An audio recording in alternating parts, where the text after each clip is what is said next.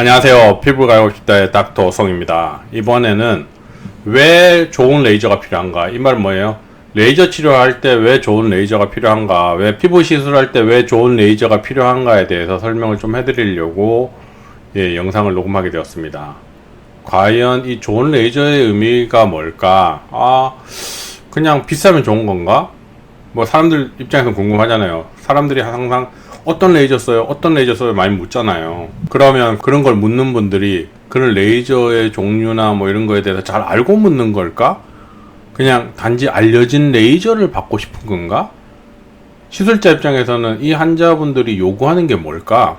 왜 그 레이저 종류를 묻는 걸까? 그 레이저, 같은 레이저를 사용하는 다른 병원을 가려고 하는 건가?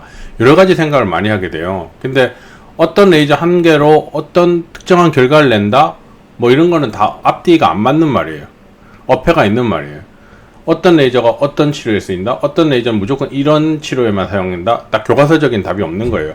그래서 이 레이저를 가지고 여기에도 쓸 거, 저기에도 쓸 거, 막 여러 가지를 쓸 거예요. 그래서 제가 이번 방송 말고 또 다음번에는 왜 어떤 레이저가 특정한 한 곳의 시술에만 쓰이는 게 아닌가에 대해서 좀 설명을 해드릴 거고요. 이번에는 왜 레이저 치료를 할 때 좋은 레이저가 필요한가에 대해서 좀 설명을 해드릴 거예요. 그래서 이번에도 끝까지 시청을 해두시면 왜 좀 더 좋은 장비가 있는 병원에 가야 되는가, 왜 그런 장비들이 필요한가, 그리고 왜 그런 장비들 때문에 왜 시술비가 올라갈 수밖에 없는가, 이런 것들도 좀 설명을 해드릴게요. 끝까지 시청해 두시면 조금 도움이 되지 않을까. 미용 치료에 관심이 있는 분들, 피부에 관심이 있는 사람들은 정말 도움이 되리라 생각이 됩니다. 끝까지 시청 부탁드리겠습니다. 이번 영상의 주제였죠. 왜 고가의 좋은 장비가 필요한가? 왜 고가의 좋은 레이저 장비가 필요한가? 뭐 레이저 장비라고 해도 되고 뭐 고주파 장비라고 해도 되고 뭐 여러 가지 장비가 있어요. 그죠? 그러면 사람들이 항상 이런 반문을 하겠죠. 가격이 저렴한, 장비 가격이 싼 레이저 장비는 효과가 없는가? 그리고 이 고가의 장비라는 의미가 같은 계열의 장비 중에서 더 비싼 걸 얘기하는 걸까? 아니면 레이저 종류 중에서 그냥 더 비싼 다른 종류를 얘기하는 걸까? 이런 거에 대해서 의문을 가질 수밖에 없어요. 예를 들어서 국산의 싼 엔디아그 큐 스위치, 우리가 흔히 말하는 토닝이라고 하는 시술을 할 때 쓰는 장비와 외산의 좋은 장비, 토닝하는 장비와 그런 장비의 어떤 가격차가 결과물 차를 크게 만드느냐. 그 다음에 그런 의미가 아니라 이 병원에서는 IPL 밖에 없는데 이 병원에서는 롱펄스 레이저가 있어. 완전히 다르다고는 할 수 없지만 좀 다른 계열로 다른 종류의 장비의 고가 장비를 의미하는 건가, 이런 거에 대해서 의문을 가질 수밖에 없어요. 그죠? 그러면 왜 고가의 장비가 요구되는가에 대해서 한번 설명을 해드릴게요. 일반적으로 고가의 장비라고 하면 앞에서 언급한 두 가지 경우 다 해당돼요. 어떤 경우에요? 같은 계열에서 더 좋은 고가의 장비, 물론 비싸다고 다 좋은 건 아니에요. 그리고 계열이 다른데 여기에 없는 고가의 장비, 즉 IPL 말고 롱펄스 레이저, 아니면 뭐 피코 레이저 중에서도 계열에 따라서 좀 비용마다 장비가 다르겠죠. 그런데 비용이 비슷비슷하고 약간 차이가 나는데 이 장비는 알파의 기능이 더 세고 이 장비는 베타의 기능이 더 세. 그러면 그건 시술자가 우리 병원에는 이런 알파가 더 강조된 장비가 필요해 라고 하면 그 장비를 선호하게 되는 거예요. 그래서 이런 뭐 가격차 조금 나는 뭐 그런 거는 큰 차이가 나는 게 아니에요. 근데 어떤 의사 선생님들은 국산이면 무조건 나쁘고 외산이면 무조건 좋아, 이런 마인드를 가진 분들도 있는데 절대 그렇지 않아요. 국산 장비도 최근에 워낙 잘 나와서요, 좋은 장비도 많다는 거. 그리고 우리나라 동양인, 특히 아시아인, 일본인, 중국인, 한국인한테는 그런 장비들이 더 잘 맞는 경우도 종종 있고 우리가 최근에 많이 볼 수 있다는 거. 그래서 최근에 저는 장비를 보면 절반 정도는 국산 장비고 절반 정도는 외산 장비거든요. 그래서 자기 병원에 최적화된 장비를 어떻게 꾸미는가에 따라서 결과물을 다르게 만들 수 있다는 거예요. 그러면 여기서 왜 이런 고가의 장비들이 요구되는가에 대해서 한번 설명을 해줄게요. 제 경험담을 바탕으로 좀 설명을 해드릴게요. 왜 그러냐면 제가 옛날에 성형외과 피부과가 있는 데서 피부과 원장을 했어요. 대부분 성형외과가 있는 병원에서 피부과를 할 때는 피부과 장비에 많은 투자를 하지 않아요. 즉 기본적인 장비, 어떻게 보면 성형의 보조적인 시술만을 요구하는 장비만을 갖춰요. 그러니까 흔히 말하는 고가의 장비나 좋은 퀄리티 높은 장비들은 없는 거예요. 그러면 이럴 때 어떤 문제가 생기는가 봅시다. 제가 한 예를 들면 옛날에 인트라셀이라고 하는 장비를 가지고 RF 니들 고주파 장비죠. RF 니들 장비라고 해요. RF가 이제 고주파인 거죠. 그죠? 그래서 교류 전류를 흘려서 피부 안에 열을 올린 다음에 콜라겐 리모델링을 만들고 그걸로 인해서 흉터나 조직들을 새 걸로 바꾸는 원리를 쓰는 거예요. 근데 되게 단순한 얘기인데 바늘로 콕 찌르는 걸 한번 생각해 보시면 어떻게 되겠어요? 바늘로 찌를 때 피가 나죠. 근데 우리가 겉으로 봤을 때 이 사람이 홍조가 있는지 홍조가 없는지 정확하게 알 수 없을 때가 많아요. 왜 그렇겠어요? 병원에 왔을 때 상태는 건강하거나 컨디션이 좋으면 이 사람이 평소에 가지고 있는 붉은기가 잘 안 나타나요. 그러면 환자 입장에서 나 크게 붉지 않은데요? 저는 거의 홍조라고 느껴본 적이 없어요 라고 얘기를 하면 시술자 입장에서는 큰 부담이 안 되니까 뭐 RF 니들 장비를 쓸 때 들어가는 깊이를 약간 길게 한다거나 에너지를 약간 높게 쓴다거나 이런 걸 하는 거예요. 그래서 제가 옛날에 그 인트라셀 장비를 쓸 때 이렇게 하면 결과가 더 좋게 나오니까 이렇게 해야지 하고 했더니 이제 어떤 문제가 생기느냐, 얼굴이 한번 붉어졌던 사람이 시간이 지나면 대부분 돌아올 줄 아는데 안 돌아오는 사람이 있다는 거예요. 이건 뭔 말이에요? 홍조가 생겼다는 거예요.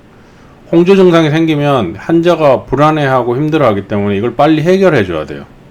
그런데 혈관 장비가 없게 되면 그거를 처리할 방법이 없는 거예요. 환자한테 무작정 기다려라, 그냥 약만 먹고 기다려라, 기다리면 다 좋아진다, 돌아온다, 이렇게 말은 하지만 심리적으로 굉장히 불안해요. 왜?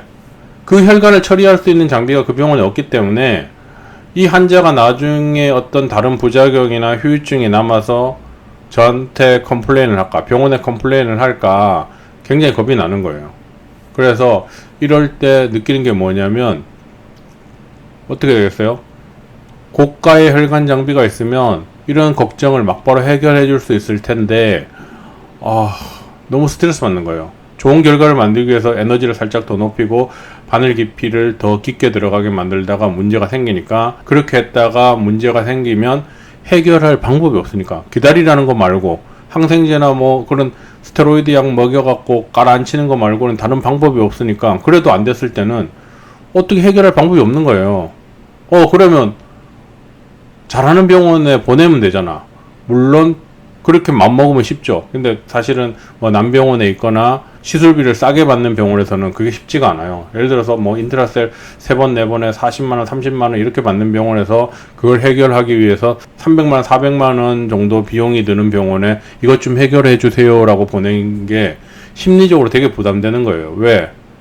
그 한 번에 갔을 때 그 해결된다는 보장도 없을 뿐더러 30만원 40만원 받던 시술에 400만원 300만원을 내고 보냈을 때 심리가 어떻게 됐어요? 10명의 환자를 시술을 해야지 그 치료비를 마련할 수 있는 거예요. 물론 그것으로 해결될 수 있다면 더더욱 좋지만 그 횟수만에 그게 돌아온다고 보장을 할 수 없기 때문에 계속 밑빠진 독이 물붓기가 돼버리는 거예요.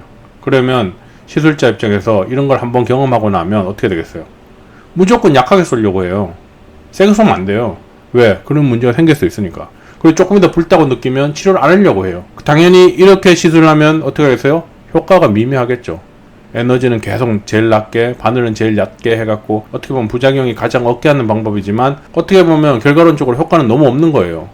환자의 결과의 만족도가 매우 떨어지고 환자는 자꾸 돈을 날렸다, 금전적 손해, 큰 비용은 아닐지라도 자기는 좋아지려고 돈을 낸 거기 때문에 효과가 없으면 당연히 금전적 손해를 계속 생각해요. 나는 돈을 썼는데 왜 이렇게 효과가 없지? 나는 왜 이렇게 결과가 떨어지지? 딴 사람들은 막 뭐 이렇게 했는데 되게 좋아졌다고 하는데. 근데 시술자가 하면서 계속 위축되기 때문에, 왜? 잘못했다가 문제가 생기면 해결할 방법이 없기 때문에 계속 위축돼요. 그러니까 이런 문제들 때문에 고가의 장비가 필요한 거예요. 그 다음에 그 병원이 잘 알려지려면, 그 병원이 시술을 잘한다고 알려지려면 좋은 장비를 갖춰야지 더 좋은 결과가 나와요.